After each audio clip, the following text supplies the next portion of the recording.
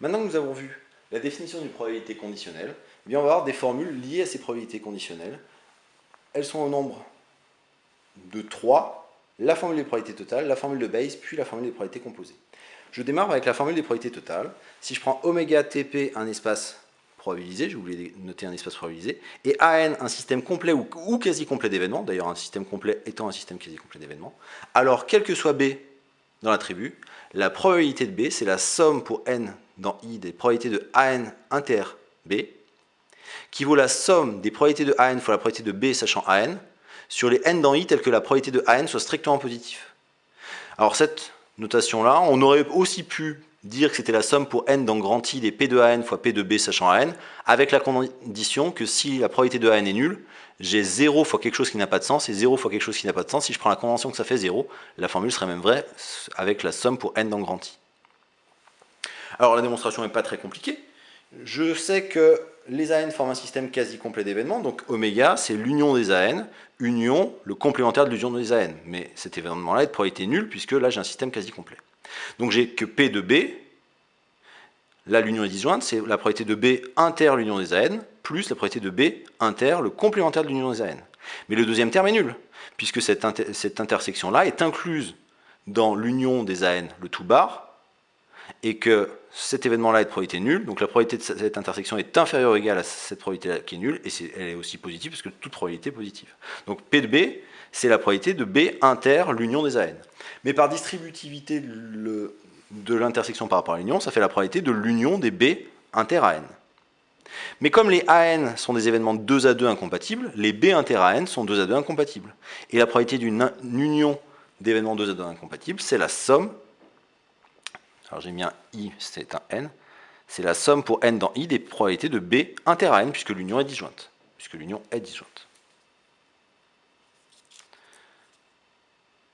Et enfin, la dernière transformation consiste simplement à écrire que la probabilité de B inter à N, c'est la probabilité de AN fois la probabilité de B sachant AN, si jamais P de AN est strictement positif. Et donc tous les autres termes sont nuls, puisque si P de AN est nul, P de B inter AN est nul.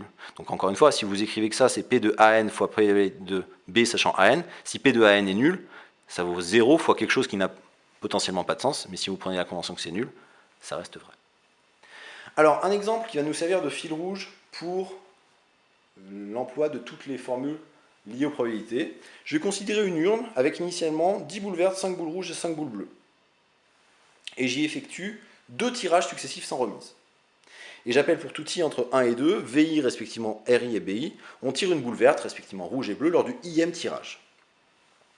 Donc implicitement, dans la modélisation de cette expérience aléatoire, il y a équiprobabilité sur l'ensemble des boules présentes dans l'urne au moment du tirage. C'est-à-dire qu'au départ, on a équiprobabilité sur les 20 boules présentes. Et puis après, quand je fais un tirage sans remise, pour le deuxième tirage, il n'y aura plus que 19 boules présentes. Ce qui donc peut se représenter par l'arbre suivant. C'est-à-dire au départ, j'ai une probabilité 10 sur 20, donc 1 demi de tirer une boule verte, 5 sur 20, donc 1 quart d'avoir une boule rouge, et 1 quart d'avoir une boule blanche. Mais par contre, une fois que j'ai tiré une boule verte, il ne me reste plus que 9 boules vertes sur 19 boules, donc la probabilité que j'ai ici, ça va être 9 19e. D'ailleurs, ce que je dis, c'est que ce que je représente sur les ramifications de l'arbre sont directement des probabilités conditionnelles. Mon 9 19e, c'est la probabilité de V2 sachant V1. Donc c'est la probabilité sachant que j'étais arrivé à ce nœud de l'arbre d'aller jusqu'ici. Donc si j'ai tiré une boule verte au premier, il me reste 5 boules rouges, donc 5 19e, 5 19e, ici 10 19e, 4 19e seulement parce que j'avais enlevé une boule rouge, 5 19e, 10 19e, 5 19e, 4 19e.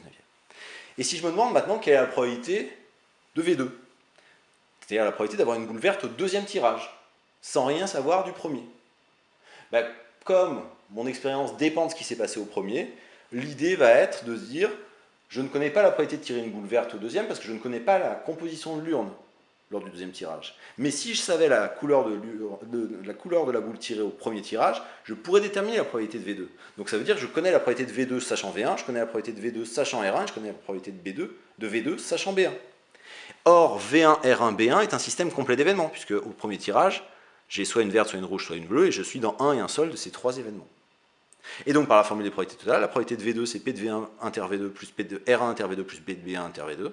Et je conditionne en disant que P de V1 inter V2, je suis pas à pas en disant que ça fait P de V1 fois P de V2 sachant V1, plus P de R1 fois P de V2 sachant R1, plus P de B1 fois P de V2 sachant B1.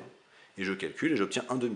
Alors la formule des probabilités totales, hein, sur cet exemple, il n'y a rien d'extraordinaire. Il s'agit juste de dire que la probabilité de V2, ça va être la somme des probabilités sur toutes les branches de l'arbre qui mènent à V2. Et comme, puisque pour arriver à V2, il y a un et un seul chemin qui passe, ce qui traduit la formule des probabilités totales. Et après, le conditionnement, parce que j'ai des probabilités de passer de branche en branche, et je suis pas à pas, c'est la probabilité de l'intersection, la probabilité de R1 inter V2, et la probabilité de R1 inter V2, donc la probabilité en partant de là, de passer sur cette branche, c'est la probabilité de R1, fois la probabilité de V2, sachant que j'étais déjà au nœud R1, etc. Deuxième formule de probabilité extrêmement utile, alors qui est très très courte, c'est ce qu'on appelle la formule de Bayes. La formule de Bayes, je prends oméga TP, un espace probabilisé, et A et B, deux événements de probabilité non nulle. Alors je prétends que P de A fois P de B sachant A est égal à P de B fois P de A sachant B. La démonstration tient en une ligne, puisque ces deux nombres-là, par définition d'une probabilité conditionnelle, ces deux valent P de A inter B. Pourquoi? Parce que P de B sachant A, c'est P de A inter B sur P de A, et que P de A sachant B, c'est P de A inter B sur P de B. Donc les deux valent P de A inter B. En quoi sert la formule des probabilités de Bayes, la formule de Bayes? La formule de Bayes, elle sert à, entre guillemets, retourner les probabilités conditionnelles. C'est-à-dire, dans mon exemple 4, l'exemple fil rouge, où j'avais deux tirages successifs sans remise, évidemment, je connaissais les probabilités de tirer une boule d'une telle couleur au deuxième tirage, sachant que la boule tirée au premier tirage était de telle couleur, parce que c'est ça qui me donnait l'information sur la constitution de l'urne.